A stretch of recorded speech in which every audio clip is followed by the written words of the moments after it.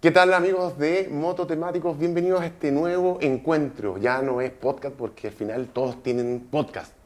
Se creó el podcast, César Mora. ¿Cómo estás, George? Bien. Mucho gusto. Oye, contentos porque estamos con un hombre que ya lleva más de medio siglo sobre la moto, cerca de 30 años en competencia. César Mora, un piloto, instructor, amigo. Nos vaya a contar un poquito de tu vida, igual César, ¿cómo estáis? Muy bien, George, gracias por la invitación. Aquí estamos una vez más compartiendo, hemos compartido varias historias Sí, po, con harta. George y con nuestro querido amigo Ricky también, y arriba de las motos, como dices tú, muchos años. Sí. Partimos, hay que decir, en el año 70, tuve la primera moto a los 17 años, que fue una Triumph, una Tiger 100, justamente, con la mala suerte de que tenía problemas de carga y no habían repuestos, la tuve que vender rápidamente, la he hecho de menos hasta el día de hoy. Me encantaría volverla a comprar. Voy a hacer un paréntesis. Justo el César habló mencionó al Ricky, ¿ah? Porque nosotros el año 2009, El 2009. el 2009 hicimos un evento que se llamaba Remota. Así y yo creo que fue el primer evento. Fue el primer evento de Big Trail. Fue el En- primer evento de sí. Big Trail. Yo me acuerdo que con Ricky fuimos esa vez a Uyuni, que él quería ir a Uyuni y vamos a contar una infidencia. Sí, sí, sí. Que Ricky dijo, no, yo quiero entrar a Bolivia sin pasar por la aduana boliviana. Entonces nos alojamos en Apachetas, en el retén de Carabineros, en el lado chileno. Y literalmente yo me acuerdo me había comprado la primera vez, no, nunca había tenido BM, me compré una BM, la Adventure, no sé, al dueño de Mototechnic, y realmente hicimos off-road, nos metimos por un cerro y llegamos a Yica, que es el pueblito a la entrada del Salar, sin pasar nunca por la aduana. Sí. El cuento fue que cuando tratamos de salir de Bolivia, los bolivianos dijeron, oiga, pero ustedes ¿de dónde? Si ¿Por usted dónde nunca entraron? entró. Claro. Claro, por dónde entró, era quiere salir. No, Bueno, y, el Ricky- y qué raro, porque de ese paso uno nunca pasa eso. Po. Sí, pues no, entonces Enrique le metió una chica que nos habíamos perdido porque estaba buscando una ruta nueva, entonces que nunca llegamos a la aduana porque nos perdimos. Claro. Y después nos perdimos para salir, y además llegamos tarde, después de las 8 de la noche, estaba cerrada la aduana. La cosa es que los bolivianos ya nos miraron un rato, éramos un lote de 11, no éramos pocos. Al final los bolivianos dijeron, ¿sabe qué más? Váyase, hasta luego. Llegamos a la aduana chilena, cerrada también. Y los papeles de la aduana, no habían papeles en la aduana porque el Ricky había hecho una carta con las 10 motos, porque eran 10 motos, con el jefe de la aduana de la primera región, pero no habían los papeles típicos por cada moto. ¿Te fijas? Entonces los ratos dijeron, pero no, aquí, allá, que usted no puede, que este papel es falso, que no sé qué. Salió el jefe de investigación y dijo, a ver, dijo, ¿qué es lo que pasa aquí? Dijo, a ver, papelito, ¿quién firma la carta? No, dijo, yo conozco, este es el director de la aduana, así que para acá, ni un problema, ya salga. Vamos a revisar en las motos, que nos trajéramos cosas, no Claro. sé, que la fruta, que la droga, no sé qué. Y lo curioso, y esta es parte de la anécdota, es que en el manifiesto habían 10 motos y resulta que Fernando López Marte se subió a última hora, habían 11 motos y la investigación y la aduana nunca se dio cuenta que entraron 11 motos en vez de las 10 que decía el papelito. Pero así es la vida, pues ya era tarde, era oscuro, ya váyanse, así que No teníamos problema. hicimos grandes cosas. Y ahí Bueno, justamente... en nuestros tiempos también. Sí, eran otros tiempos. ¿Y por qué ya traigo a colación esto? Porque justamente se iba a cumplir el primer año de Mototemático. Y Ricky me dice, oye, ¿qué es lo que podemos hacer para celebrar el primer año, que hagamos una fiesta? Así que digo, pero Ricky, hagamos una cosa que tenga que ver con las motos. Y a mí se me ocurrió esta idea, ¿por qué nos juntamos a todo el Big Trail que no se había hecho nunca? 2010. El 2010, exacto. el de Remota 2010, exactamente, porque esto fue justamente a final de año. Sí. Y fue una idea que trabajamos harto tiempo con Ricky, bueno, tú también estabas dentro del cuento. El tema es que fuimos a visitar a todas las marcas y se presentaron todas las marcas, incluso Ducati, la única marca que no fue BM porque ellos dijeron que eran exclusivos, Sí, pero me quisieron acuerdo. participar. Me Fue acuerdo. una cosa muy entretenida porque fueron 2 días en el principal, en el fondo allá en Pirque de Jorge Fontaine, hubieron demostraciones, se hicieron test drive, incluso acababa de llegar la primera multistrada de Ducati. ¿Verdad? Así que, sí, la mostramos. Exactamente, Sí. así que no, fue digamos un encuentro que creó, digamos, todo un mundo de instrucción del Big Trail que hasta ese momento no Oye, había. Remota se llama ese evento. Remota, ¿ah? Y, sí. y ya que contaste una parte que, bueno, ha pasado tanto tiempo, lo vamos a mencionar. Justamente una marca fue la que no quiso ir, que fue BM, Sí. y era la que en ese minuto representaba al Ricky. Y ahora podemos contar todo esto, ¿ah? Pero el Ricky se sintió muy mal, se sintió muy traicionado porque no estaba la marca que él estaba conduciendo, que estaba representando, donde Claro. él era instructor también, que lo habían Pero- apoyado de cierta manera.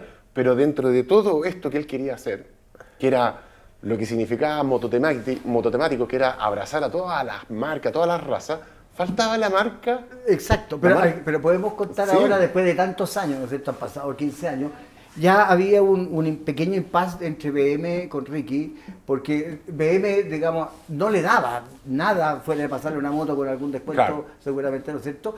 Pero BM Alemania le estaba pidiendo fotos para ver si podía usar, porque las BM estaban andando en el desierto, estaban Y las andando en usaban. altiplano. Sí, se usaban. Si las podían usar, porque para los alemanes era raro que esta moto, que era una moto Fro, anduviera haciendo esto. Y Ricky le dijo que sí, ningún problema, pero ya estaba en tratamiento, digamos, para cambiarse a KTM. Sí. Yo creo que por eso también había ahí ya una trastienda, porque te digo, era raro que BM no fuera, digamos, o sea, Sí. siendo Ricky el personaje que era, con el lazo que tenía con BM. Pero bueno, son cosas que pasan en el mundo. Eso del fue motor. a fines del 2010 y Sí. nosotros en el 1 de enero del 2011 estábamos filmando con KTM. Y te cuento una anécdota. Las motos iban a estar entre Navidad y Año Nuevo, acá en Santiago. Entonces, antes de Navidad ya se encontraban en Chillán. Y adivina lo que quiso hacer Ricky. ¿Qué quiso? Ir a buscar la las moto, motos, claro, po. ir a buscar la moto. Claro, antes de Navidad, vamos a buscar la moto, vamos a buscar la moto. Y esa fue la primera vez que él se subió a una KTM, viniendo Sí. para acá. Sí. No, y te digo, realmente te digo, yo fui uno de los personas que le dijo, oye Enrique, si BM no te está dando nada y KTM te está ofreciendo, le habían ofrecido 2 motos, le habían Sí. ofrecido motos de enduro para que pudiera hacer clase, para que pudiera correr, no tenía dónde perderse, o sea que era un muy buen trato para él y KTM estaba entrando también en el mundo del Big Trail. Acuérdate que KTM fue como las últimas Sí. marcas que llegaron, bueno, pues después hubieron otras como Trail, Sí. qué sé yo, pero en ese tiempo, digamos, BM era la que dominaba el tiempo. Sí, no, Roland Sparbatter se portó un 7 con Ricky, con nosotros, y ahí partió toda una historia junto a Mototemáticos, pues. Sí, no, Mototemático, Teco y Ricky era un personaje que era querido por todo el mundo, en bomba de encina que nos parábamos, venga para acá y sáquese fotos y no sé qué. Te digo, era muy querido, el programa era muy, como te dijera, tenía mucha llegada, Tenía mucha llegada. al mundo y Sí. sin diferencia de estatus. O sea, Oye, y se creó este evento entonces remota donde reunimos a todas las marcas excepto una que no quiso ir, no fue para nada, No. fue excluyente, solamente que no quiso aceptar la invitación. Y hicimos un show, un escenario, Música. se hizo unas demos, ¿te acuerdas? Hicimos Sí. clases, fue Calito de Gavar también. También. Me acuerdo que se daba vuelta al circuito con una mano, después la otra mano arriba, ¿te acordáis? Y doblaba así y decía, es fácil, Sí, es fácil claro. y todo. También Rui fue con su escuela con los niños, porque Con la estaban moto los grande. kids. ¿Ah? Con la moto grande, te Sí, digo. sí.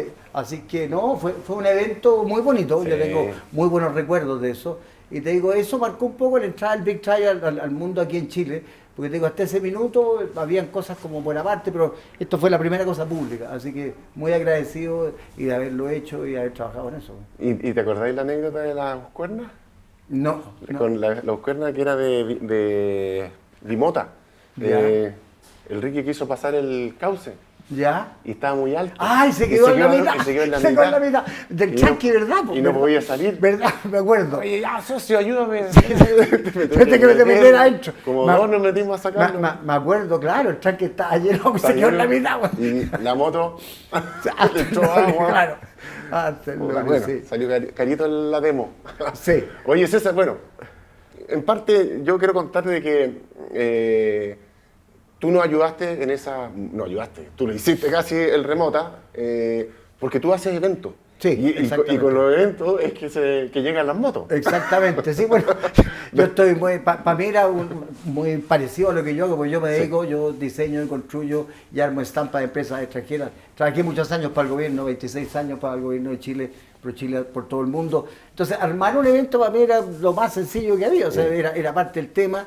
Y era muy fácil trabajar con Ricky porque Ricky era un abre puertas tremendo, o sea, todo el mundo lo conocía, como te decía, yo tenía mucho carisma, por lo tanto nos fue súper fácil armar este evento, a partir de que yo además tenía el expertise de montar una cosa que para mí era súper sencilla, digamos, porque yo me dedico a esto hace 35 años, muchos años, como le dije, 26 años trabajando para ProChile y ahora ya definitivamente trabajo con Salmonera, ya tengo un cliente incluso un catalán, un atunero. Pero ya no tengo ganas de trabajar mucho más, si lo vamos a confesar públicamente aquí, pero tengo que seguir trabajando todavía un par de años más, no sé cuánto tiempo más, pero quiero dedicarme más a pasear en moto, a esquiar, a hacer deporte, que es lo que me gusta. Estoy viviendo en la playa, Así que sí, pero ha sido una vida muy entretenida. He viajado mucho, he conocido el mundo entero. Y por eso nos conocemos con César. Hay partidos, pero después, obviamente, me lo encontré 1500 veces en las carreras, donde el César, bueno, tú contabas, hace 30 años ya corriendo en velocidad. ¿Tuviste algo que ver con la historia también del motociclismo de velocidad? Sí, como te contaba un poquito antes que empezáramos, yo llegué a la velocidad en 2007, porque yo partí, hice 3 carreras en Vizcacha con una 550 el año 76, pero corriendo con Yellow Bull, con chaqueta de bullines, con neumáticos cortados, unos Continental. Me caí peleando el segundo puesto en una chicana, se me levantó la chaqueta, me hizo un pelón, yo dije no corro más hasta que no tenga plata, por eso me dediqué al enduro. Y en 2007 ya volví a meterme a la velocidad y me acuerdo que la primera fecha que fue participar a La Serena, llegamos, corríamos con la Fórmula 3, con los V8, ¿no es cierto?, y los TIDA, con el KM5 con Claudio Chica. Y los autos, los V8, botaban mucho aceite y en la primera salida de las motos, la primera curva, se caen 6, se lesionan 4 y yo empecé a decir, ¿cómo es posible? ¿Quién revisa la pista? No, aquí no revisa nadie la pista. Entonces digo, no, tenemos que organizarnos como pilotos porque resulta que nosotros sufrimos lesiones, hay 4 pilotos lesionados, no éramos tantos tampoco. Por lo tanto, se decidió juntarnos con la Piccola Italia, estaba Piccolino en ese tiempo corriendo todavía, nos juntamos en la Piccola Italia aquí en Santiago, hicimos una asamblea de pilotos y me nombraron a mí como presidente de esta asamblea de pilotos y yo partí a la federación. Dije, la federación se tiene que involucrar, tiene que haber reglamentos, tiene que haber alguien que revise la pista, alguien que revise las motos. Bueno, José Tomás Díaz, que era el presidente, me dijo, ya César, entonces ármalo tú. Entonces me tuve que armar una comisión, dictar reglamentos, me tocaba hacer hasta las revisiones técnicas, ¿no es cierto? Porque las motos no podían ir con retenes que perdieran, que los carenados se salían, que amarrados con alambre, neumáticos en mal estado, porque nosotros siempre privilegiamos la seguridad. La seguridad, que las motos con el equipamiento correspondiente, porque hay gente que se metía a correr con la moto en mal estado y sin el equipamiento correspondiente, los cascos ofensivos. Oye, dime. Y en ese tiempo, estamos hablando del 2007. 2007, claro. Estamos, dentro de todo, no es tanto tiempo atrás, pero igual son años. Son sus buenos años. Son buenos años. ¿Ustedes tuvieron algún tipo de feedback con la Federación Internacional, con algún otro país que no pudieran? No, fíjate que bueno, yo he sido siempre un autodidacta muy busquilla.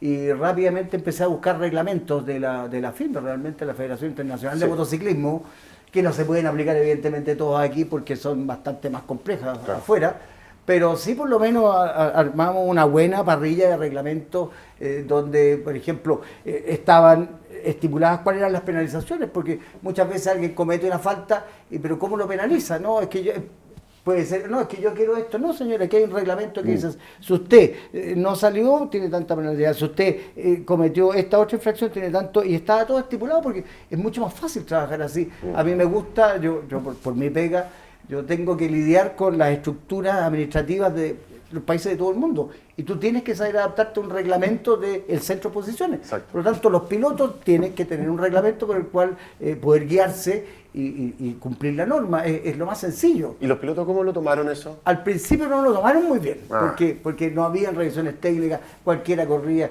con los escapes. Yo vengo reclamando con el tema de los escapes y el ruido desde esos años. Mira. Porque hay gente que llegaba con los escapes libres. Claro. Entonces, ¿qué sentido tenía? Muchas veces los motores se descomprimen, ¿no es cierto?, al tener un escape sin el silenciador. Y además estaba el tema del medio ambiente, que ya en ese tiempo ya había reclamo en el autódromo, ¿no es cierto?, de San Antonio, de ruidos molestos de la gente de abajo. Entonces, a los pilotos no les gustó mucho, porque evidentemente hay gente que hace mucho esfuerzo por llegar con la moto y tú se la rechazas y el tipo pone una inscripción y no puede correr. Claro. Entonces, no era muy popular en ese tiempo, digamos, y aplicar sanciones tampoco, porque si alguien cometía faltas había que penalizarlo. Se creó un comité de disciplina, ¿no es cierto?, y un comité de ética que eran de la federación, porque si no la cosa se personalizaba mucho y iba todo en contra tuya. Pero yo te digo, me gustó hacer ese trabajo y con eso definitivamente Antonio De Angelo tomó esa posta después, un par de años después, digamos, y el motociclismo de velocidad despegó hasta lo que es hoy día, que hoy día estamos corriendo en circuitos afuera, porque evidentemente los circuitos aquí están con problemas. Están súper restringidos. Están súper restringidos, están rematando Interlomas, que no se ha rematado, ¿no es cierto? San Antonio está cerrado porque tampoco tiene papeles, Guachalalume tampoco tiene papeles. Si lo único autódromo que tiene un proyecto y permiso de edificación es Codegua, pero así todos tienen infracciones, entonces hay que cumplir las normas y la ley, nadie está por sobre la ley. Nosotros podríamos ser muy deportistas, nos gustan mucho las motos, pero tenemos que cumplir con la normativa medioambiental y eso es parejo para todos.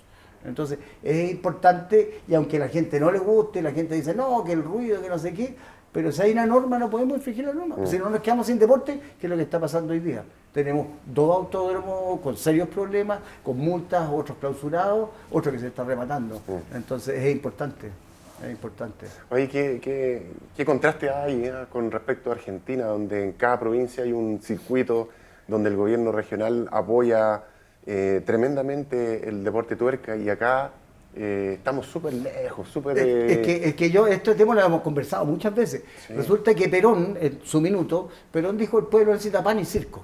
Entonces dijo, mire, en cada provincia, porque Argentina es un gobierno federal, ¿no es cierto? En cada provincia va a haber un estadio y va a haber un autódromo.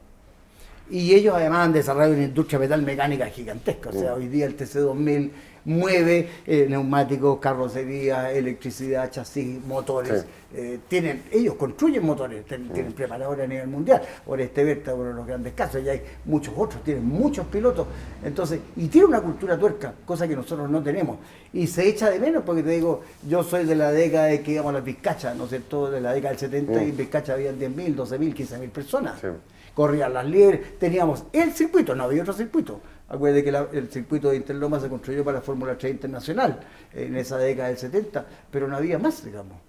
Guachararume, no sé si en ese tiempo todavía era de tierra. San Antonio yo vi correr el ciclocross de tierra en San Antonio.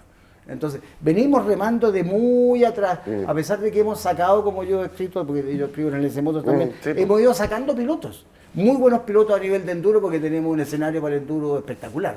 ¿No es cierto? Tenemos desierto, tenemos arena, tenemos montañas, tenemos barro, tenemos bosque, tenemos playa, tenemos de todo. Sí. Por eso que hay muy buenos pilotos y en velocidad también han salido buenos pilotos, pero se han hecho muy por el esfuerzo de cada uno.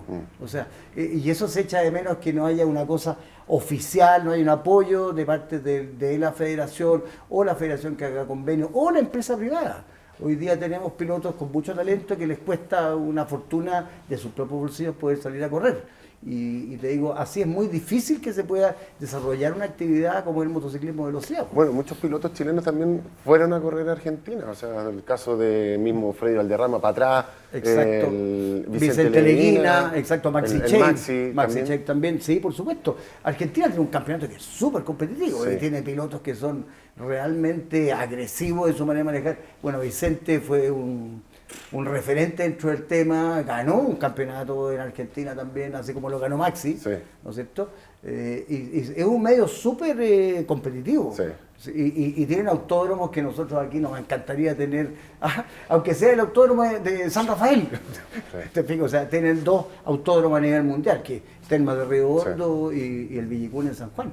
Que te digo, yo no he tenido la suerte de poder estar en Termas porque siempre me toca trabajar en esas fechas, en ferias afuera, pero sí he estado en el Villicún y tú dices, esto es un circuito a nivel mundial. De hecho, se hizo para venir a correr el Mundial de Superbike. Exacto. Las instalaciones, la pista, los anchos de la pista, la mantención, realmente te digo, bueno, ahora lo está usando el GP3 para ir a correr, ya que tenemos problemas aquí. Viajan. Se está viajando a Argentina. Nacional de Chile, viaja a Argentina. De hecho, vamos a ir a correr a final de agosto y yo voy a participar en esa fecha. Quiero volver a participar en una fecha de velocidad con esta Ducati. Hoy día yo soy embajador Ducati, tengo una Panigale de 4S exquisita. Una bestia. Una bestia de moto. Y quiero ir a participar, quiero hacer por lo menos las carreras de este año. Hay que pensar que yo tengo 71 años y antes de retirarme del todo, quiero poder correr en esta moto hoy día con esta Ducati, que realmente es una maravilla. ¿Cachai? Pura moto nomás, con 71 años, y mira cómo está. pero mucho deporte, o sea, mucho deporte, no solamente la moto, tenemos el esquí, tenemos la bicicleta, el trekking. Tú todo el tiempo te estás moviendo y ojo, que el César corre y tú llegas ahí primero o segundo, siempre estás peleando los primeros puestos, hasta con el mismo Maxi. Sí, yo me acuerdo que está un minuto ahí, Maxi Cheik, el famoso piloto. Exacto, ¿no? Mira, con Vicente, que para mí yo empecé a correr cuando Vicente era el campeón, había ganado ya como 7 veces, y ya estar a 1 segundo y medio, 1 segundo de eso, gente que llevaba corriendo muchos años, y yo empecé a correr velocidad, no sé, con 52 años, o sea... así que un logro, me encanta, realmente para mí, yo te digo, he hecho enduro, he hecho trial, he hecho motocross y velocidad. Y la velocidad, para mi gusto, es la disciplina más perfecta del motociclismo porque el circuito nunca cambia. La concentración es al máximo, las curvas están siempre ahí, eres tú el que tiene que reaccionar a las décimas de segundo durante toda la carrera, que te puede durar 20 minutos, media hora, ¿no es cierto? Hoy día las carreras aquí no son tan largas, pero se mantiene una concentración de milésimas de segundo y eso es muy bonito. Eso es muy bonito porque te transformas en una pequeña maquinita y esa sensación de ir rodilla al piso, doblando, apoyándote, en Codegua podemos llegar a velocidad cerca de los 300 kilómetros por hora, lo cual es impagable. Es impagable. Te digo, mira, qué bueno, porque tú lo dices, es impagable porque es el lugar donde uno tiene que hacer eso. Bueno, eso es muy importante, John, eso es muy importante. Todo esto hay que hacerlo con el equipo adecuado, en el lugar preciso y no andar corriendo en las calles. Lo que yo siempre le dije a todo el mundo, equípense y vayan a correr al autódromo, vayan a correr a la pista, no corran en la calle. La cantidad de accidentes es mucho mejor, el circuito está hecho para eso.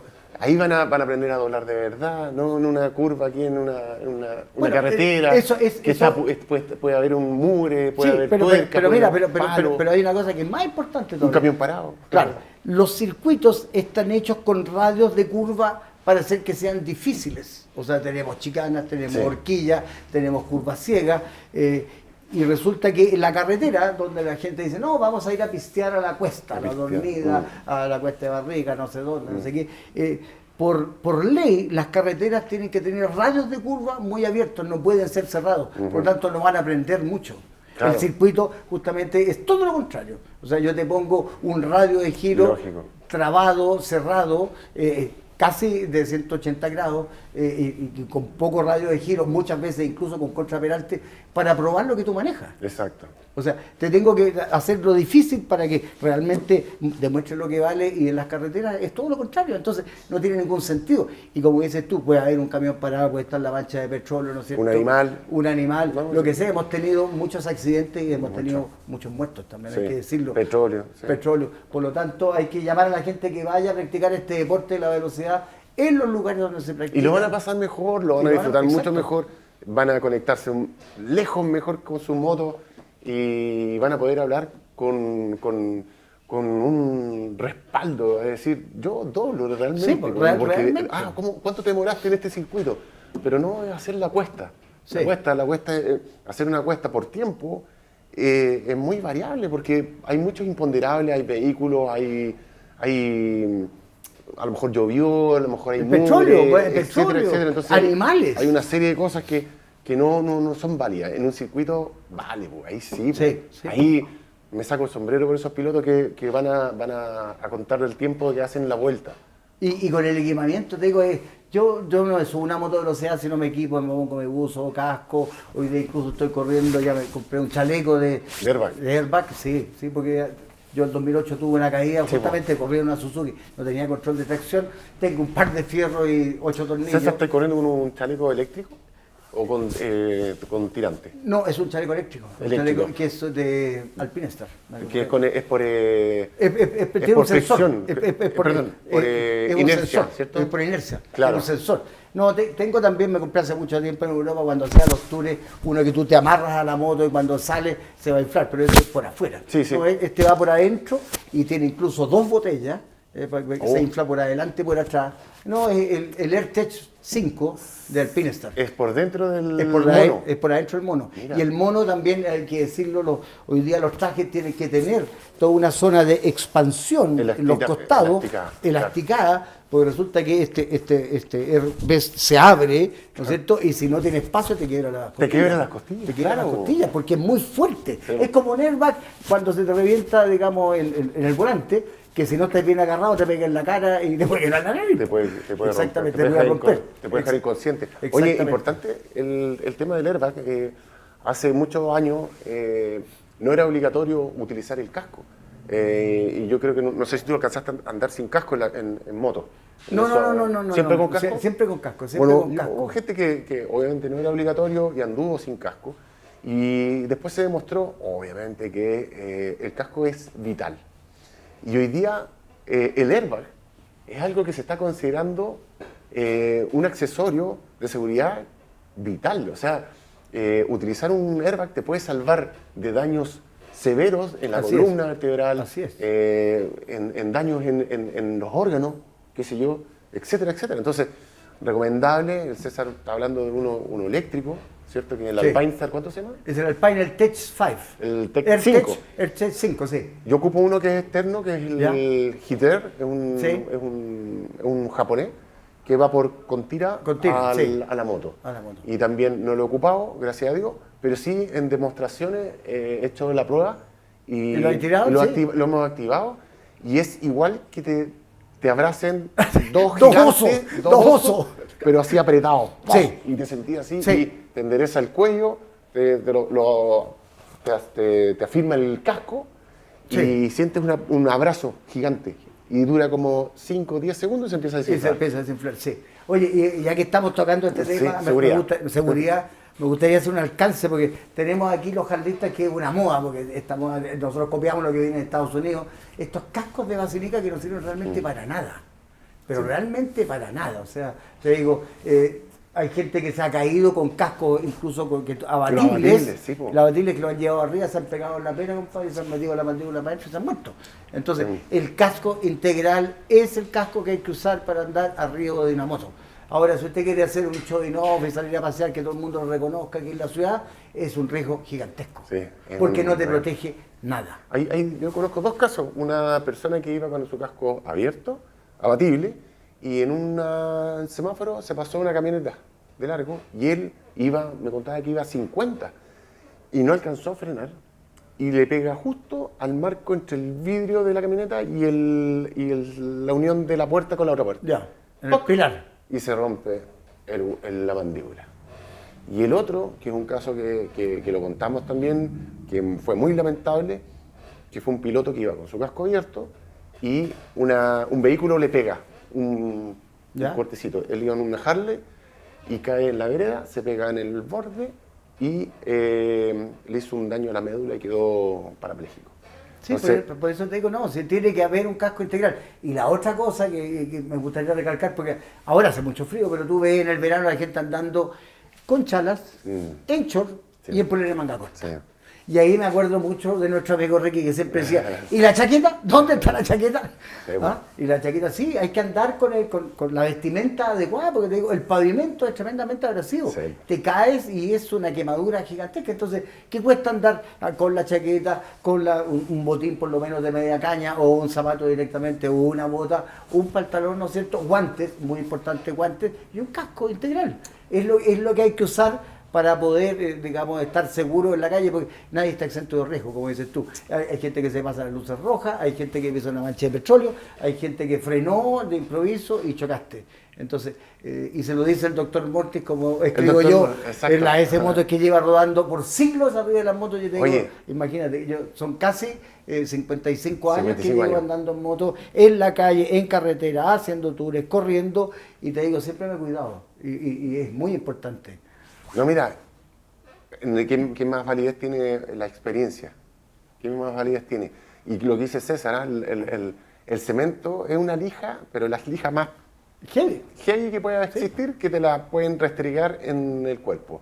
Y las infecciones que se te pueden producir, rompe todo. fuera que te vas a pelar, eso es una quemadura, que puede ser de primero, segundo, tercer grado.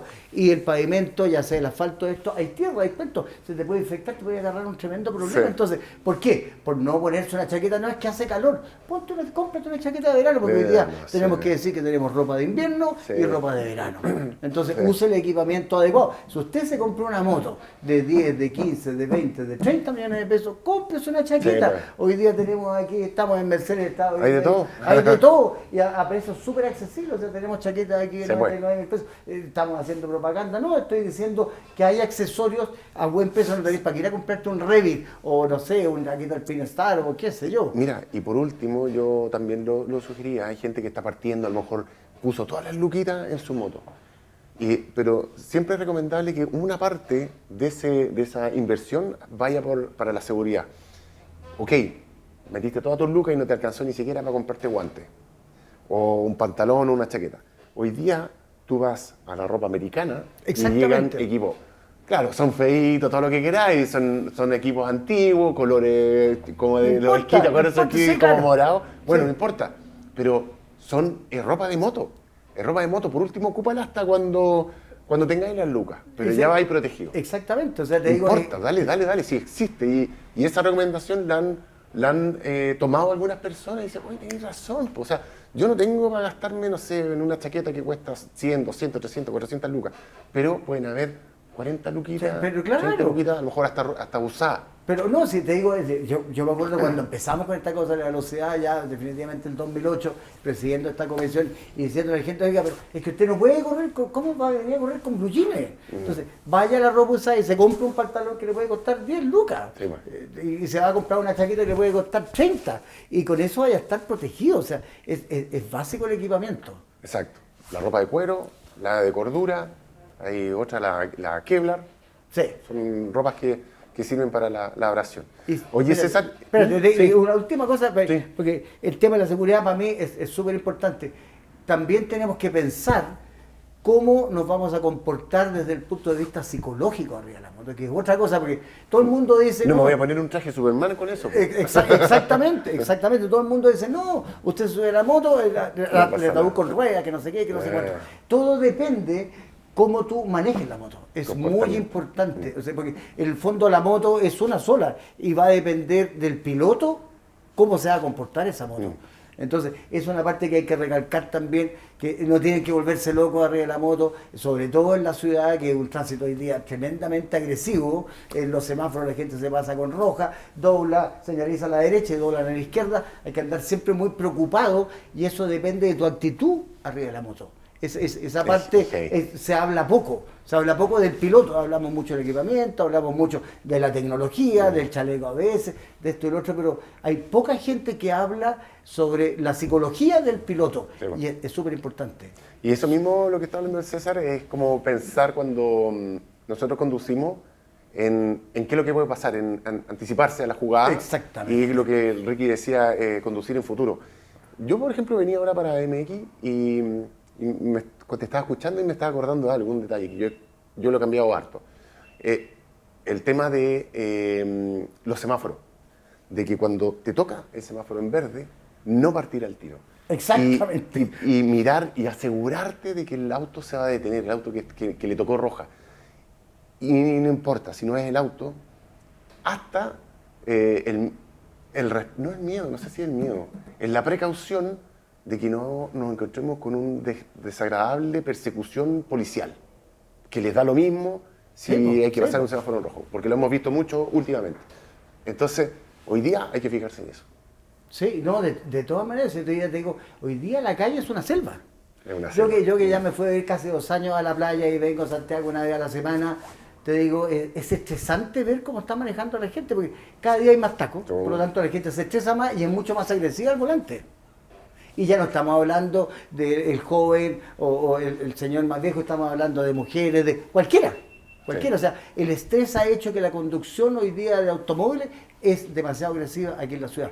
Por lo tanto, nosotros en las motos tenemos que tener el doble de cuidado y seguir siempre pensando en el futuro, qué es lo que viene. En el semáforo, como decías tú, nunca partir. En verde, miraste a un lado, miraste al otro, no viene nadie, ahí partimos. Exacto. Porque te digo, a mí me ha pasado. Hasta eso, fíjate que me pasó el otro día, venía por Suecia, iba a cruzar Providencia, y me aseguro, yo estaba primero, me aseguro que paren los autos, la micro y todo, y ahí paso el cambio, yo ya tenía verde, y parto, y pasa entre medio de los autos un ciclista estos que hace deporte, sí, soplado por delante mío. ¿Viste? O sea, el tipo le dio lo mismo que estaba el semáforo en rojo. Sí, claro, sí, y eso a ti en la moto, aunque tú vayas a 2 por hora, te va a botar para el lado y te puede causar una lesión. Te puede fracturar una muñeca, te puedes quebrar una clavícula, te puedes luxar un hombro, a pesar de que la caída sea a 15 kilómetros por hora.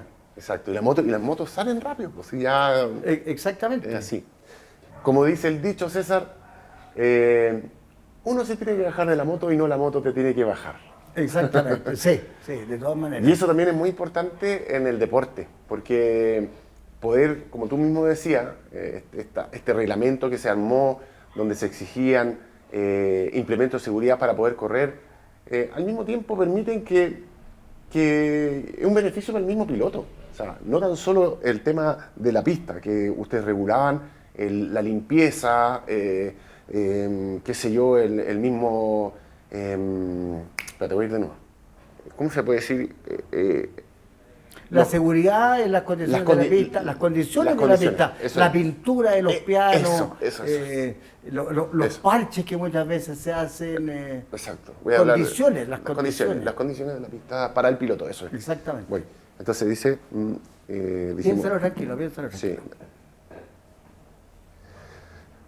Sí. Y como se dice, César, uno se tiene que bajar de la moto y no la moto te tiene que bajar o botar. Al final es eso. Y lo mismo pasa en la competencia, porque ustedes en un minuto hicieron este reglamento que era un beneficio para los pilotos, pero al mismo tiempo había una regulación, había un control, había un cuidado en las condiciones en que el circuito se tenía que encontrar justamente para los mismos pilotos. Así es, así es. Es muy importante la superficie, que la superficie esté limpia, que no esté con aceite, que las pinturas de los pianos muchas veces, las demarcaciones de la línea sean con antideslizante, que hoy día aquí no se usa. Y de hecho hemos visto que a nivel mundial incluso hay caídas, pilotos que han pisado un piano medio mojado y se han caído, porque la pintura del piano tiene que ser absolutamente con el mismo grip que tiene la pista. Claro. Porque si yo vengo a 200 kilómetros por hora con un grip en un asfalto y voy a pisar un piano y tiene otro grip, me voy a ir de afuera. Sí. Entonces, es súper importante, y yo creo que estas condiciones de seguridad han hecho que yo haya podido desarrollar una carrera tan larga, porque siempre me preocupé mucho de este aspecto de la seguridad. Yo tuve un accidente bastante grave el año 88, cuando empecé a correr enduro. ¿Qué te pasó ahí? Me caí una quebrada en los baños del corazón, ¿no es cierto?, después de haber terminado, porque la vida es muy larga, digamos. Yo tenía 3 empresas y el día tenía 24 horas.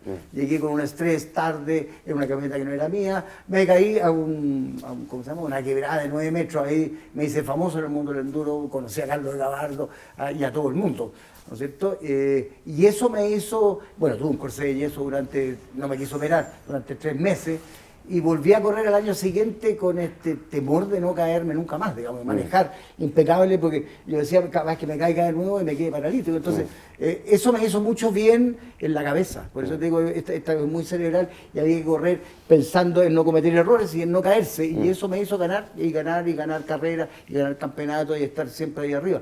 Es muy importante la parte psicológica de un piloto, porque te digo, te empiezas a cuidar. Hablábamos de las condiciones del equipamiento, porque también está la psicología, tenemos que cuidarnos. Y como te digo, yo me corrí durante 12 años de enduro, me retiré con el 1 LS Moto. Si no gané campeonatos consecutivamente, pero siempre me faltaban fechas por los viajes, pero siempre estaba arriba del podio, ¿no es cierto?, haciendo un 1, un 2, un 3. Y después ya me dediqué a la velocidad, como te digo, llegué en el 2007, corrí 10 años, hasta que conquisté el campeonato nacional el 2015 con 61 años, ¿no es cierto? Me tocó presenciar desgraciadamente el accidente de Vicente Leguina en Codegua esa vez, y correr contra Maxi. Con Maxi hay una anécdota muy bonita. Maxi el año 2008 se subió arriba de una moto velocidad tenía como 14 años. Y estábamos en San Rafael, en Argentina, y al final de recta no paró y se fue y destruyó la moto, y el Cristian Chico la agarró, al cabro chico se lo llevó. Pero ese cabro chico terminó siendo campeón de Chile, ganando campeonatos en España. Realmente el Maxi es un piloto muy talentoso. Corriendo el Superbike. Claro, corriendo en el Superbike, sí. Después incluso llegó al Mundial de Superbike. Ahora las decisiones que hizo él son otra cosa, pero es un piloto muy talentoso. Hoy día tenemos al hermano también, a Martín, que va a ir a correr la categoría del 660 de los Aprilias, en el campeonato italiano.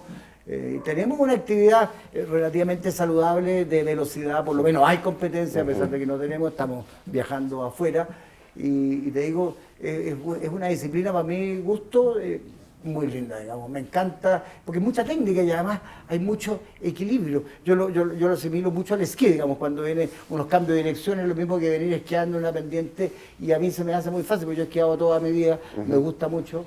Así que es una experiencia que yo digo, háganla, pruébenla con el equipamiento y en el lugar adecuado. Es súper importante eso. Para poder prolongar, digamos, y que después justamente tú te bajes de la moto y la moto no te baje a ti todo quebrado, lesionado, digamos, seriamente, porque te digo, te puedes lesionar seriamente. Oye, mira, justamente estabas hablando sobre es un consejo, ¿eh? Hoy día hay muchas escuelas de conducción. Algunas que vienen con un respaldo, otras que se crearon hace muy poco.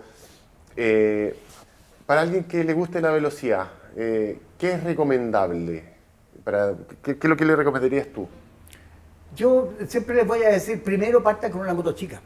partan aprendiendo cuáles son las posturas, las trazadas, ¿no es cierto?, dentro de una pista. Perdón, lo que no dije, a todo esto, lo que no dije, me salté una parte, la estaba pensando, pero no se entendió. César es instructor, ese es el tema, que tú también tienes tu escuela. Sí. Hoy día la tienes un poco más... La tengo está entregada a Cristian. Cristian me dijo... Que estuvo con nosotros exactamente, hace un par de capítulos. Sí, Cristian Mora es C. Mora, Chile. Sí, Zamora Chile. Zamora Chile, Sí. sí, exacto. Él está dedicado, ahí hizo clases conmigo, participó mucho tiempo, corrió también en 250. Hoy día yo se la he entregado a la escuela a él, yo estoy un poquito más retirado, te digo, he estado más dedicado al tema de los negocios, me fui a ir a la playa. No estoy dedicado, pero hice sí, le enseñé a mucha gente, hay que decirlo, saqué un campeón nacional de velocidad, el doctor Diego Salgado, un señor que nunca había corrido en moto, lo entrené 2 años y lo saqué campeón de la categoría Superbike promocional. Y todo el mundo dijo, ¿y de dónde? Porque llegó a Temuco en el 2018, la primera fecha, y ganó, lejos. Entonces, ¿de dónde sale este señor? No, este señor se formó en la escuela CM Pro, porque lo entrenamos 2 años, yo entro a la pista, hice instrucción, peleamos los radios, los frenajes. Hay mucho de trabajo psicológico, digamos, y mucho entrenamiento. La gente piensa que uno va a ir a correr, no, aquí hay que entrenar, y hay que entrenar físicamente, hay que entrenar psicológicamente, hay que entrenar arriba de la moto. Entonces es súper importante el que yo vaya arriba de la moto con los conocimientos y a la velocidad que me permitan mis conocimientos, porque los accidentes sobrevienen siempre porque la gente quiere ir más rápido de lo que puede manejar. Y tus capacidades, César, tú estabas hablando también del consejo a la gente que parta con una moto más pequeña. Con una moto más pequeña, que parta con una moto 250. Una moto 250, después se pasará a una moto 400 y después, si quiere seguir subiendo, va a comprarse una 600 o una 750 o una 1000 o lo que sea. Hay 900, hay 800 ideas, hay mucha variedad. Pero que parte en una moto chica, ¿por qué? Porque la moto chica les va a permitir, digamos, tener una buena postura y hacer unas buenas trazadas, porque el motor no los va a tirar afuera, ¿no es cierto? Eso es básico. Yo lo que siempre le dije a los alumnos, y se lo sigo repitiendo, que me quiere escuchar, la velocidad no es un elemento en sí mismo, la velocidad es la resultante de una buena postura con una buena trazada. Es igual a más velocidad. Y eso es súper importante entenderlo, porque la gente cree que es darle acelerador, pero llego a la curva y voy a frenar tarde y voy a entrar súper despacio y voy a salir más despacio. Claro. El concepto es llegar a la velocidad con que yo pueda entrar. Esto es una cosa, y perdone que vamos a hacer una cosa, la suma. Giovanni Sala, cuando vino a hacer una clínica de enduro, hace muchos años atrás, cuando estábamos en las primeras S-Moto, me acuerdo que él nos explicó este concepto. Ustedes van a llegar al minuto de llegar, y estamos hablando del enduro, estamos hablando de la velocidad, o sea, ustedes tienen que llegar a la curva en el cambio que van a ir, a la velocidad que van a ir y en la postura en que van a tomar la curva, o sea, preparamos la curva desde antes.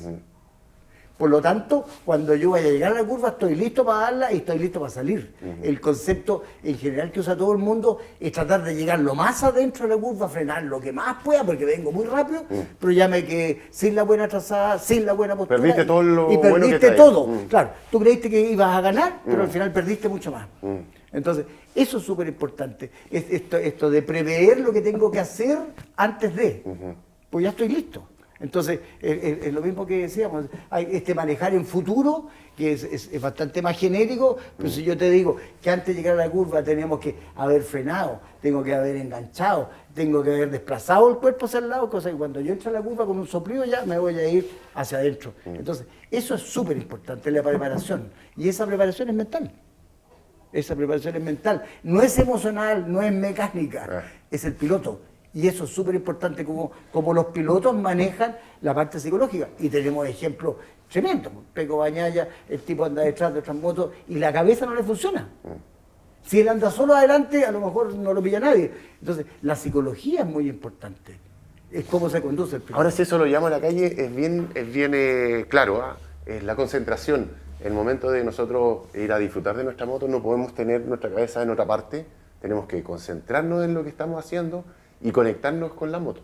Sí, total. Si nuestra cabeza está en la pega y nosotros estamos doblando, chao. Sí, mira, hoy día Hoy día yo soy embajador Ducati, participo con los con Ducati, digamos, y lo que hacemos con los clientes es justamente esto. Pues hay muchos clientes que se compran motos que son tremendamente potentes, muy grandes, y no las saben manejar, y no les saben sacar el provecho, y no saben disfrutar. Entonces vamos a la pista y les vamos haciendo tandas dependiendo del nivel. Tenemos distintos tipos de instructores, y le vamos dando esta expertise, esta seguridad para que puedan realmente disfrutar de la moto en forma segura. Y eso es súper importante, porque yo puedo tener una moto muy rápida que pueda llegar a 300 kilómetros por hora, pero si yo no sé cómo pararle, no sé cómo doblar, me voy a caer. Y me voy a caer y me voy a lesionar. Sí, eso es lo que hay que hacer hincapié, es que te vas a lesionar. Y esa lesión te puede costar muchos meses sin poder volver a subirte a lo que más te gusta, que es andar en moto. O te puede botar, como decíamos nosotros, para siempre de la moto también. O te puede botar y bajar para siempre de la moto. Siempre. Y tenemos casos dramáticos que no los vamos a traer al caso, pero sí, es súper importante. Entonces, todas esas cosas son cosas que los futuros pilotos o las personas que son conductores de motocicletas, no hablemos de pilotos, sí. Hablemos del usuario común y corriente, el señor que usa la moto para ir al trabajo, para la pega, o que va a salir a dar una vuelta. Tiene que pensar en todas estas cosas. Oye, esto es súper bueno mostrárselo a la gente joven, a la gente que está partiendo también. Estoy con César Mora, lleva más de 55 años en la moto. Exactamente. Y una de las cosas que más hemos escuchado en esta conversación, en este encuentro que ya le llamamos Chao Podcast, es la seguridad. La seguridad y la concentración. César, la carrera deportiva la sigues disfrutando hoy día como siempre, al igual que estás con una pasión también con las motos, que la estás volcando con un proyecto, que es un proyecto de armar una moto. Así, pues bueno, parece que ha llegado el tiempo de empezar a coleccionar cosas, pues ya te digo, el tiempo se va pasando. Y sí, estoy armando una GT 500 2 tiempos Suzuki del año 71. Wow. Así que, bueno, la compramos, es una moto 2 tiempos, que se hicieron, aquí hay pocas, no hay muchas motos. La desarmamos entera y partimos desde pintar el chasis. Hoy día me acaban de llegar los pistones, que tuvimos que traerlos de Inglaterra porque aquí efectivamente no hay. Y estamos armando la moto completa de nuevo. ¿Por qué? Porque ya hice una fecha con las carreras de las motos clásicas. Porque también compré una GS 750 del año 80.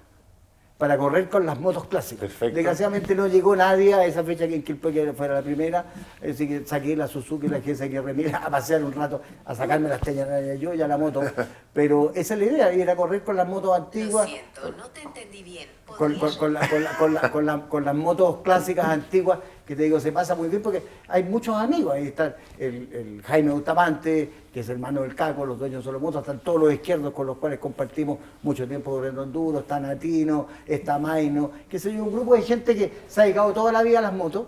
Y que es simpático ir a correr a un nivel menos competitivo de lo que es correr el GP3, que estamos hablando de motos tecnológicas que andan a 300 kilómetros por hora, pero que también me gusta. Me gustan los dos mundos. Sí, es como correr en el pasado, tal vez. Es correr en el pasado, eso es. Y además se da la expresión de que hay muchos mecánicos de moto que corren estas categorías de mecánica nacional, que son motos 125 hasta 250, porque el motociclismo de velocidad es caro. Y resulta que hay un gran parque de pilotos, de mecánicos, de dueños de talleres que tienen estas motos que se llaman mecánica nacional. Y que es como volver al principio de esta historia. Así que no, muy entretenido y seguiremos ligados al mundo de las motos, que digo que me ha gustado desde siempre. Y seguiremos pendientes de la actividad y de todo lo que pueda seguir aportando, como te digo, con los conocimientos, porque yo creo que uno llega a la edad que tiene que empezar a entregar también todo lo que ha aprendido. Y me gusta y creo que soy un buen profesor, he formado a mucha gente desde cero, usuarios de calle o usuarios del señor que de repente se compró una moto y dice, no, me quiero ir a viajar, no sé, hay de todo.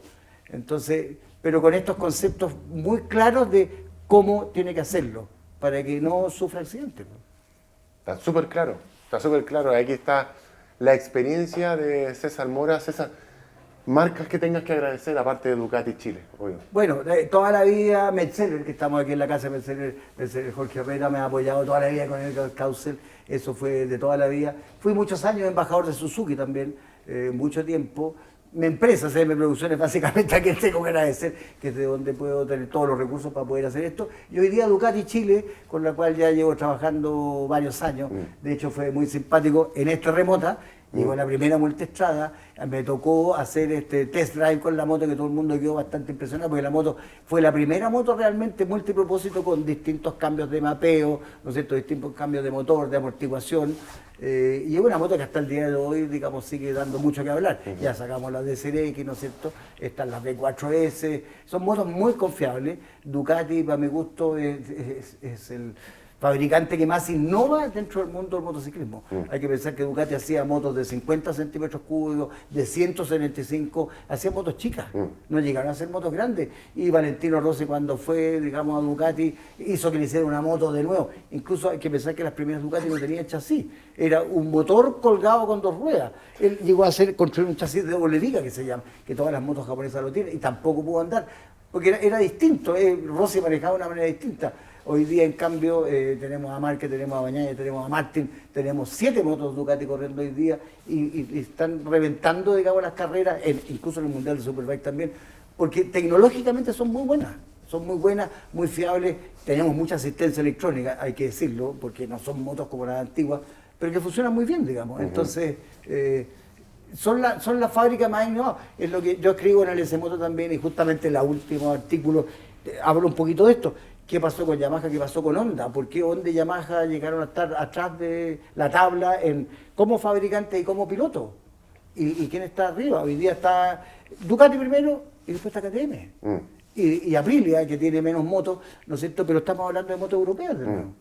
Y los japoneses, que fueron los reyes del mambo durante muchos años, hoy día están remando desde atrás. ¿Por qué? Porque se quedaron dormidos los laureles y los ingenieros... Porque se fueron a la segura, como siempre. Sí, claro, pero ellos tenían cautivo un mercado. Eso es lo que decían, que los japos, si la cosa funciona, exacto, mantienen la fórmula. Muchos años hicieron la misma moto. La misma fórmula. Exactamente. En cambio, Ducati, que partió con muchos problemas, y lo mismo que KTM, ¿no es cierto?, lo mismo que Aprilia, lograron ir solucionando paso a paso, y hoy día tenemos motos que son tremendamente fiables, tremendamente rápidas y muy efectivas, muy efectivas. Así que hay que agradecer, como siempre, como te digo, a esta gente que me ha estado apoyando toda la vida. Y bueno, contigo, George, nos conocemos desde hace muchos años. Corrimos alguna Copa del Rey, ahí me entrevistaste alguna vez también. Hicimos el Big Track cuando empezó, así que muchas gracias por la invitación. No, feliz. Y a los amigos de Mototemático. Eso es, y feliz de traer a César y a muchos más amigos que son clave en el motociclismo nacional, que es la idea de estos encuentros que hacemos acá en la tienda de Metzeler, en Comercial MX, acá en Las Condes. Así que, César, muchas gracias por pegarte el chique. Sí, no, al contrario. Y un gran saludo para todos ustedes, para que sigan las redes de Mototemáticos, para que sigan también Motolive, y nos estamos viendo muy pronto. Chao. Chao, chao.